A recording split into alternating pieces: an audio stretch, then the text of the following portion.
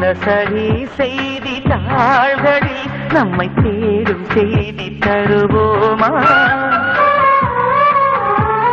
ஸ்ரீராம ஜெயத்தை போல் உனது பெயரை தினம் எழுதி பார்க்கிறேன். கிளி ஒன்றை வாங்கி உன் பெயரை கூறி தினம் சொல்ல கேட்கிறேன். அடி ஒரு கோடி கொலுசில் உன் கொலுசின் ஓசை உயிர் வரை கேட்கிறதே. மாறினால் அதில் மூழ்கி மூழ்கி அலையாவே.